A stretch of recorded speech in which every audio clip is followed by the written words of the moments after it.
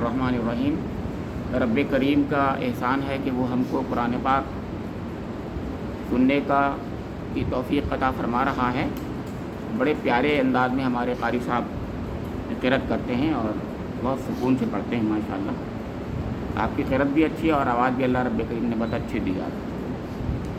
तो आज हमने सूरह आराफ सुनी है पूरी की पूरी, शुरू अलिफ लाम मीम स्वाद से होती है। ये ख़त्म इसलिए नहीं की उन्होंने क्योंकि सजदे की आयत है वो आखिरी, तो सजदे की आयत की वजह से उन्होंने उसको ख़त्म नहीं किया, वरना वो आज ख़त्म कर देते। और उससे एक दो आयतें पहले भी छोड़ दी इसलिए कि कल अगर वो एकदम सजदे की आयत पढ़ी जाती तो आप जानते हैं कि लोग घबरा जाते, ये क्या हो रहा है, एकदम वो सजदे में चले जाते लोग, इसलिए उससे एक दो आयतें और उन्होंने छोड़ दी। बहुत प्यारे अंदाज में उन्होंने ये ख्याल रखा इस बात का कि वरना ये आखिरी आयत जो है सूरह आराफ की पहले सजदा इसमें कुरान पाक का आता है। यहाँ से शुरू हो रहे हैं सजदे, 14 सजदे हैं कुरान पाक में, ये पहला सजदा है जो होगा इंशाअल्लाह अब कल। तो ये सबसे आखिर में आयत में सजदा था, सजदा है कहना चाहिए क्योंकि कल आएगा इंशाअल्लाह। अब एक बात और जो कल से मैंने शुरू की थी और आज मैंने अभी बताया आपको कि ये सूरह जो है अलिफ लाम मीम स्वाद से शुरू होता है। अलिफ लाम मीम स्वाद। और इससे पहले की आयत कल सूरह जो बताई थी मैंने, वो सूरह अल-अनाम बताई थी, वो शुरू होती है अल्हम्दुलिल्लाह से। ये भी कल मैंने बताया था। तो कल की सूरह शुरू हुई थी अल्हम्दुलिल्लाह से और आज की सूरह शुरू हुई है अलिफ लाम मीम से। आगे स्वाद और है बस। इससे पहले इसी बात को फिर गौर कीजिए, शुरू कुरान कहाँ से होता है? अल्हम्दुलिल्लाह से। और उसके बाद अगली सूरह कौन सी होती है? अलिफ लाम मीम। गौर किया कीजिए बातें। अल्हम्दुलिल्लाह इसे कहते हैं औद इलल बदा। कुरान पाक का एक मौजज़ाना उसलूब है जो कि आयतों के दरमियान में लोगों ने ढूंढा था। अब आप सूरतों के दरमियान में मैक्रोकॉज में भी ढूंढिए तो आपको मैक्रोकॉज में भी नज़र आएगा ये। यानी आयतों के दरमियान में औद इलल बदा का मतलब होता है कि मज़मून दोबारा से पलट के आता है। तो ये मज़मून दोबारा से पलट कर जब आता है तो वहाँ मज़मून जो था तौहीद की सूरह है, वो एक लिहाज से देखा जाए पूरी सूरह फातिहा। उसके बाद रिसालत की सूरह है, सब जानते हैं रिसालत की सूरह है अलिफ लाम मीम ज़ालिकल किताबुल ला रैब। सूरह बकरा रिसालत की सूरह है, इसमें दो राय नहीं। अल्लाह के रसूल पर ईमान लाने की तरफ इसमें दावत है और सबसे बेहतरीन दावत है। ऐसे ही कल की जो सूरह मैंने बताया था वो ला इलाहा इल्लल्लाह की सूरह है, मैंने बताया था कल। सूरह अनाम जो है ला इलाहा इल्लल्लाह है और आज की सूरह जो है मोहम्मद रसूलुल्लाह की एक तशबीह है, एक ताबीर है, एक इस्तिआरा है। और इसके अंदर बाकायदा यानी हुजूर नबी अकरम की मदह में जो आयत है वो बड़ी प्यारी आयत है, जो पढ़ी है अल्लज़ीना यजिदून मक्तूबन इंदहुम फित तौराति वल इंजीली है। और फिर वो आगे की आयतें हैं, बड़ी प्यारी आयतें हैं जो अज़्ज़रूहु तो अक़्तिरूहु, हुजूर नबी अकरम की जो इज़्ज़त करेगा और आपकी मदद करेगा तो यही लोग हैं जो हकीकत में मुफ़्लिहून हैं, कामयाब होंगे। ये कहा इसके अंदर। तो अब देखिए मोहम्मदुर रसूलुल्लाह को किस अंदाज से अल्लाह ताला ने अपने कलाम में यहाँ पर पेश किया है। यानी ऐसे नहीं कहा कि मोहम्मदुर रसूलुल्लाह, बल्कि मोहम्मदुर रसूलुल्लाह के लिए पूरी एक सूरह नाज़िल फरमा दी। तो ला इलाहा इल्लल्लाह के लिए कल की सूरह थी, आज के लिए मोहम्मदुर रसूलुल्लाह की सूरह है। ये मोहम्मदुर रसूलुल्लाह को किस अंदाज से पेश करती है वो आपको याद ही है कि वो 100 कौन सी आयत है 185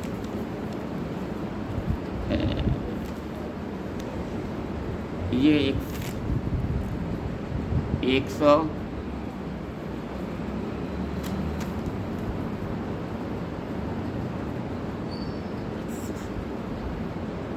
अल्लज़ीना यत्तबिऊन रसूलन नबिय्यल उम्मिय्यल्लज़ी यजिदूनहु मक्तूबन इंदहुम फित तौराति वल इंजील यअमुरुहुम बिल मारूफ़ि व यनहाहुम अनिल मुनकरी व यहिल्लु लहुमुत तय्यिबाति व युहर्रिमु अलैहिमुल ख़बाइस व यज़उ अन्हुम इसरहुम वल अग़लाल लत्ती कानत अलैहिम। बड़ी प्यारी आयत है कि दूसरी शरीयतों में हुजूर की शरीयत में क्या फ़र्क है। जो बोझ थे, जो मुश्किलात थी, जो बंधन थे, जो तौक़ थे, उन सबको अल्लाह का रसूल यानी हुजूर की शरीयत मोहम्मदी में उन सबको तौक़ को और बंधनों को जो है तोड़ दिया गया और आसान कर दी गई शरीयत, ये फरमाया है। तो ये है वो आयत जो कि इसके अंदर गोया मैंने कहा उसके लुब-ए-लुबाब हो गया, उसका मोहम्मद रसूलुल्लाह का लुब-ए-लुबाब हुआ ये। अब दूसरी बात पर गौर कीजिएगा कि کل میں نے ایک بات بتائی تھی کہ یہ صرف بات ایسی نہیں ہے، بلکہ بات یہ ہے کہ پورا قرآن پاک جو ہے ایک معجزہ ہے، اور معجزے ہی کی ایک تعبیر ہے جو آج میں بتا رہا ہوں آپ کو، کہ جس انداز سے انسان سوچتا ہے اس کے اندر نئی بات نظر آتی ہے۔ لا تنقضی عجائبہ، حضور نے فرمایا کہ اس کے عجائبات کبھی ختم ہی نہیں ہوں گے۔ تو اب ایک طرف غور کیجیے، یہ ملا آپ کو کچھ اور، یعنی کتنے لوگوں نے جس انداز سے دیکھا، ریاضیات میں دیکھا لوگوں نے، ان کو ریاضیات میں ملا، سائنس میں دیکھا تو سائنس میں ملا ان کو، ہے نا، اسلوب میں دیکھا اسلوب میں ملا، تعلیمات میں تو تعلیم ہے ہی، اس کا تو کہنے ہی کیا، سبحان اللہ، قیامت تک کے لیے اس کی بات تو میں کرتا ہی رہتا ہوں اور ہونا ہی چاہیے۔ یہ جو جس پہلو کا خود ماہر تھا وہ اس پر یہ کہتا ہے، یہ کلام اللہ جو ہے اس کے اندر وہ خوبی ہے، وہ نیاپن ہے، وہ اوریجنلٹی ہے، وہ بات ہے اس کے اندر جو کہیں کلام میں ملتی نہیں۔ اب جیسے کہ ایک بات میں یہاں بتا دوں، ایک اور بات آ گئی ہے خیال ذہن میں، کہ اللہ تعالیٰ نے جو ہے اس کے اندر بات شروع جس طریقے سے کی تھی، شروع یہ کی تھی کہ ہم نے تم کو اس دنیا میں جو ہے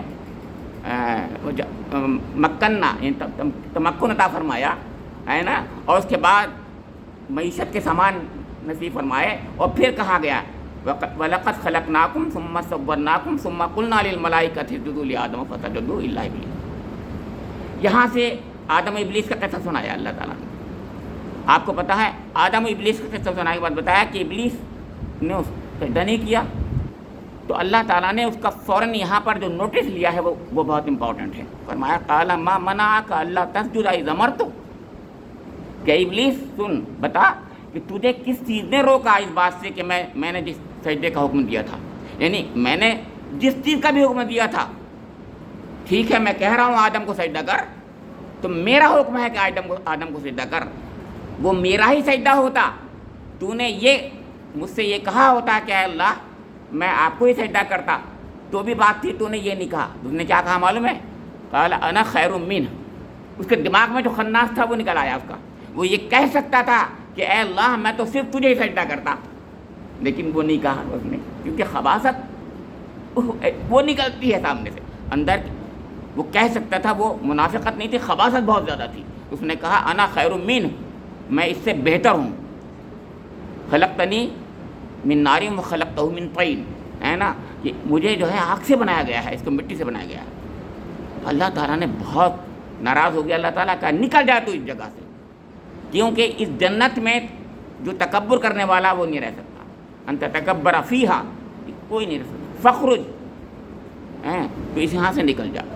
اب اس نے مہلت مانگ لیا، آپ کی پتہ ہی ہے۔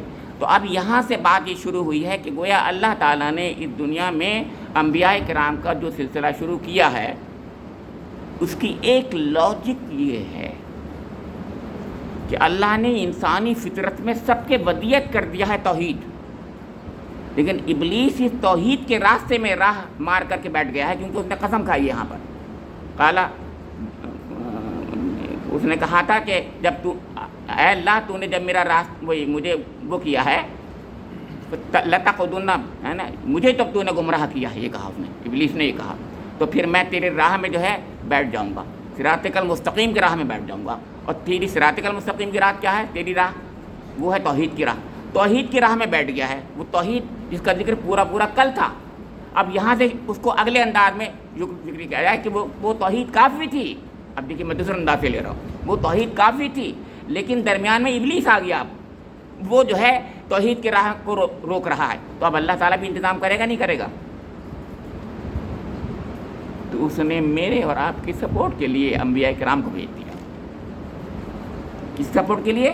کہ دل تو میرا بھی کہہ رہا تھا اللہ ایک ہی ہے کائنات میں، اب مجھے اسی کی ماننی چاہیے، اسی کو ماننا چاہیے، اسی کی ماننا چاہیے، لیکن درمیان میں ابلیس کہہ رہا ہے غلط، جھوٹ بول رہا ہے۔ تو انہوں نے بڑے دلائل کے ساتھ میں بات پیش کر دی، اسی لیے سورہ کا عنوان جو ہے وہ انذار ہے، ڈرانا ہے کہ دیکھو اے انسانوں، اگر تم نے بات میری نہیں مانی، اللہ تعالیٰ فرما رہا ہے، تو گویا سمجھ لو تم اسی ابلیس کے ساتھ تم کو بھی جہنم میں ڈال دوں گا، سب جو میں نے کہا ہے کہ سب کو ڈال دوں گا، لَأَمْلَأَنَّ جَهَنَّمَ مِنْكُمْ أَجْمَعِينَ، سب کو ڈال دوں گا جہنم۔ یہ ہے وجہ انبیاء کرام کو بھیجنے کی ایک بہت بڑی، دیکھیے یہ ہے جو بات، ہر انبیاء جو ہے مبشرین و منذرین بن کے آئے ہیں، ہے نا، تو یہاں پر کیونکہ ابلیس کا ذکر تھا، اس لیے منذرین والا ان کا اسپیکٹ اجاگر کیا گیا ہے، کیونکہ ڈرانے کے لیے آئے ہیں کہ تم نہیں مانو گے تو سوچ لو تم ابلیس جیسا تمہارا بھی انجام ہوگا، سوچیے۔ اب اس کے بعد سنیے گا، دیکھیے اب اسی ابلیس نالائق نے کیا کیا، کس لیے معلوم آپ کے آدم کا امتحان بھی ہوا، آپ کو پتہ ہے جنت میں جو آدم کا امتحان ہوا تو اللہ تعالیٰ نے یہ کہا کہ تو اے آدم اور ہوا تم لوگ جو ہے اس میں اس درخت کے قریب مت جانا، بس ختم، اور کچھ نہیں کہا، باقی جو چاہو کرو، جنت تمہاری لیے ہے، یہ پوری جنت تمہارے لیے ہے، ایش و آرام جنت کے تمہارے ہیں سارے کے سارے، اس سے زیادہ ایش آرام بھی نہیں ہوں گے، کوئی کمی نہیں، کوئی کچھ نہیں، صرف ایک چیز ہے، اس درخت کے قریب مت جانا۔ ابلیس جو تھا وہ اسی کو لے کر پیچھے پڑ گیا، اس نے کہا کہ بس یہی، تو اس نے اب اپنی خباثت کا، اپنی دشمنی کا، آدم سے اور حوا سے دشمنی کا جو ہے انتقام لینا چاہا۔ معلوم ہے کیا انتقام قرآن نے کہا ہے، کس لیے اس نے یہ سب کچھ کیا؟ قرآن نے کہا تاکہ ان کی شرمگاہیں ایک دوسرے کے سامنے کھول دے، لِیُرِیَہُمَا سَوْآتِہِمَا، شرمگاہوں کو کھلوانا چاہتا ہے ابلیس۔ اور آج یہ دنیا میں نیوٹ کلف کیا ہے؟ سب کچھ وہی، اس سے اس کو معلوم کیا ہے، وہ کہتا ہے دیکھو ذلیل کیا میں نے دنیا میں آدم کی اولاد کو کر رہا ہوں میں، کیوں؟ کہتے نہیں انسان، کہتے ہیں اس کو ننگا کر دیا، ننگا بے عزتی کی سب سے بڑی شکل ہوتی ہے ننگا کرنا، کہتے نہیں کسی کو ننگا کر دیا، آج بھی ہوتا ہے تو یہی تو ہوتا ہے۔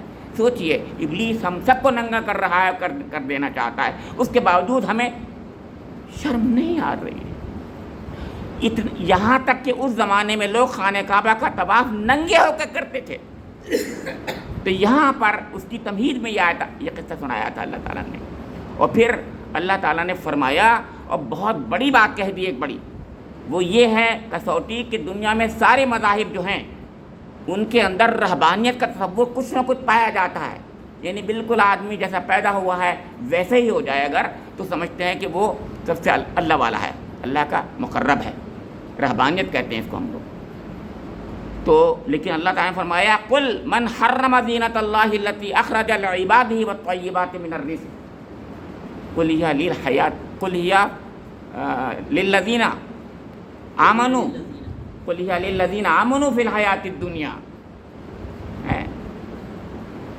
خالصۃ یوم القیامہ۔ قرآن نے یہ کہا ہے کہ یہاں پر قل ہی للذین آمنوا، مومنوں کے لیے ہے یہ دنیا کی زینتیں، اور آخرت میں صرف انہی کے لیے ہیں، خالصۃ یوم القیامہ انہی کے لیے ہیں۔ سوچئے صاحب، یعنی یہ جو راہبانہ تصور ہے یہ بالکل غیر اسلامی ہے۔ جینزم میں تو آپ کو پتہ ہی ہے، ایسی وہ ان کے سب سے بڑا تصور، اور جگہ پر بھی ایسی ہوتا ہے، کم سے کم کپڑے پہننا، لباس کرنا، کوئی زینت نہیں کرنا، مسجدوں میں آنا، خذوا زینتکم عند کل مسجد قرآن کہتا ہے، یعنی مسجد میں زینت کے ساتھ آنا چاہیے، بہت سنبھال کر کے آنا چاہیے۔ اب اپنے ہم بازاروں میں جاتے ہیں تو زینت کے کپڑے پہن کے جاتے ہیں، سوچیے مسجد میں آتے ہیں گندے کپڑے، لا حول ولا قوت الا باللہ۔ سوچا کریں ان چیزوں کو، بہت امپورٹنٹ چیزیں، اللہ کے حضور جا رہے ہیں تو ایسے جائیں گے، نہیں جانا چاہیے، اچھے سے اچھا بن کے جانا چاہیے اللہ کے حضور۔ تو یہ تصور کیا ہے؟ یہ میرے دل کی اور آپ کے دل کی آواز ہے، بس ظاہر جس کو میں پسند کرتا ہوں میرے دل کی آواز ہے، میری فطرت ہے نا۔ اب یہ فطرت کی بات جو کہتا ہے قرآن پاک، یہ ہے کسوٹی اس بات کی، یہ قرآن آفاقی کتاب ہے۔